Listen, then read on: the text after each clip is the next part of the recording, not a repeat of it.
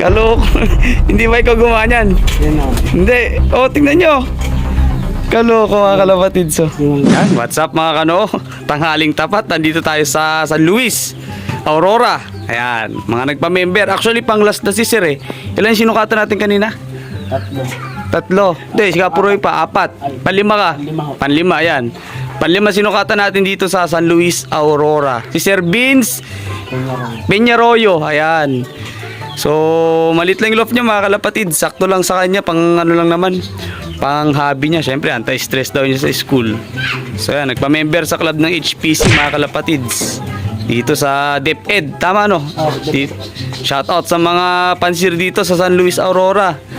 Pa-member na kayo sa HPC. Sa HPC, hindi kayo magsisisi. Okay. Yan, silipin lang natin yung mga ibon niya. Oh. Ayan, ito isa pilay oh. Bakit napilay ito? Na, ano po, hindi ko po alam kung ano pong kumain diyan. Ah, wala yung isang paa niya? Oo. Isang paa na lang talaga siya. Ay, grabe oh. Tinahi ko na lang ho eh. Parang statwa no, parang nasa gitna na yung paa. Nagkaawa naman mga kalapatids. Ano po yung kapatid niyan eh, kaya sinurvive ko na lang. Sayang no. Yan, buti buhay pa, sana ma-breed. Tapos ito may young bird siya dito. Ayun, meron siya mga pure black. Ayun. Tapos konti lang talaga mga dati daw marami to no. Marami po. Kaso Binenta ko, gawa ko nung busy po sa school. busy sa school, binawasan ng konti. Kaya yung sinasabi ko sa mga sa mga kalapatids na estudyante pa, wag tayo sosobra sa dami ng ibon kasi nga mahihirapan din tayo magpakain. So mangyayari niya mga kalapatids, mahirapan tayo magpakain, hindi maalagaan lahat. O, di ba? Ay ang amo.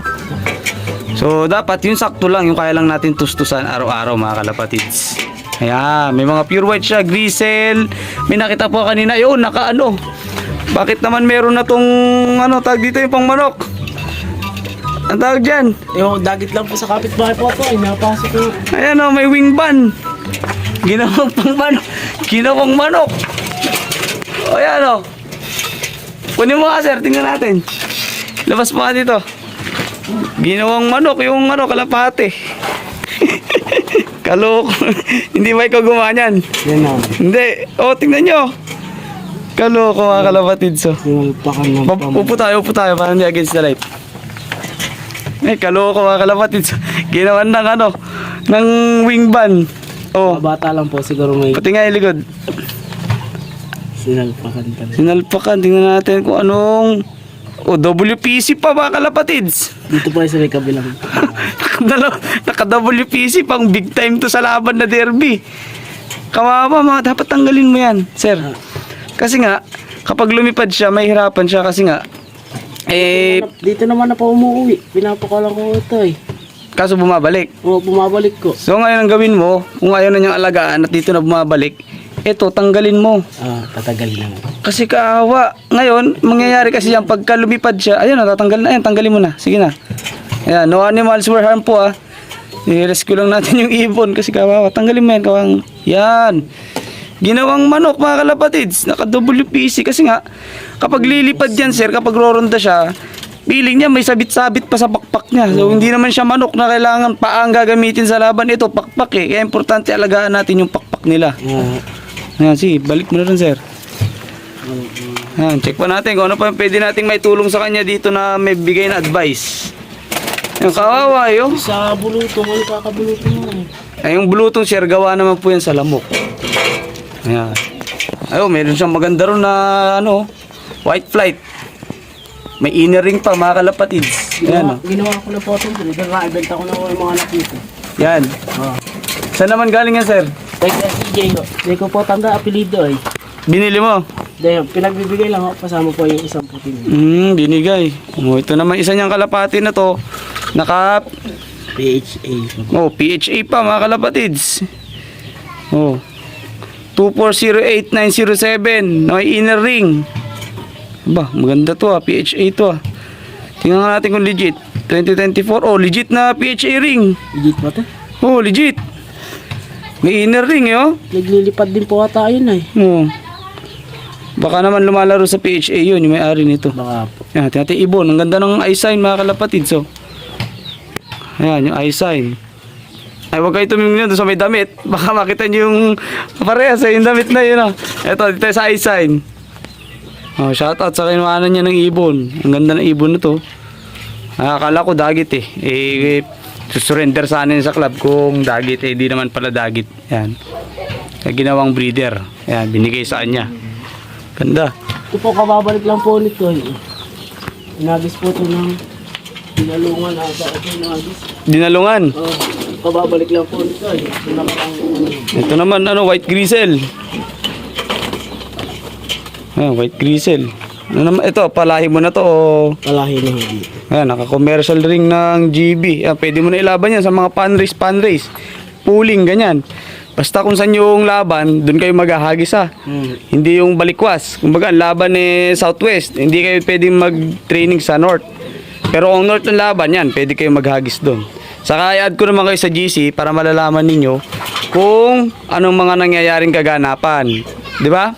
Sa pati yung mga kasama mo kanina mga nagpa-member, shoutout sa kanilang lahat. Shoutout mo nga sila isa-isa rito. At wala sila sa video eh. Shoutout po kay Vex, tapos po kay Daryl Bengamino. Tapos Kay Ivan Love TV po, shoutout to you. hindi natin sila naisama sa vlog. Gawa ng ito na yung last dropper. Ay, ito na yung last sinukatan natin dito sa San Luis. Paayon na sa uwi natin mga kalapatids. Ayan. Ngayon dito meron pa siyang ibon na yung nirescue ng kapatid mo, pasilip natin. Yung pinarescue. Yan. No animals were harmed in the making of this video, mga kalapatids ha. Mabait yung kapatid niya nang re-rescue ng kalapate. Ayan, okay na. Ayan, no. Sir, pakikwento ano nangyari dito sa ibon na to? Hindi ko lang po alam. Hindi ko po sure kasi nakapatid ko po ng galingan na eh. Sa kapatid mo? Binili lang daw po niya sa baler. Binili niya sa baler. Kawa nilagyan ng bandage. Parang inoperahan. Bali po talaga yung paan niya. Bali yung paa. So kapag yan sir, ang ma-advise ko naman dyan, after mga 5 days, tanggalin nyo na yan. Kasi kapag hindi tinanggal, mabubulok yan. Ngayon, ang mangyayari dyan, kapag tinanggal nyo, lagyan nyo ng betadine or check nyo kung hindi naman totally putol. Ngayon pag putol na, hintayin nyo na lang malaglag yan. Diba? Parang ganoon sa isang mong ibon kanina, sa grizzle. Mga kalapatids. Pero, maawa ka sa ibon, pero swerte pa rin kasi nga, binuhay pa rin siya. Diba? Kesa nung patay lang. Oo nga, yun na nga eh. Kaya ni-recover, sayang naman. Ibig sabihin, may hilig talaga sila sa kalapate. Ayan, mga kalapate. Kung di lang breeder niya, ito pa yung isang breeder niyo. Isang pares lang na breeder. Ito galing naman daw sa papa niya. Nirigalo sa kanya, mga kalapatids. Supportive daddy, shoutout po. Ito, isang pares lang to. Sabi ko, kung may mga natira pa tayong singsing ng pang north, pwede pa kayo mag-avail sir.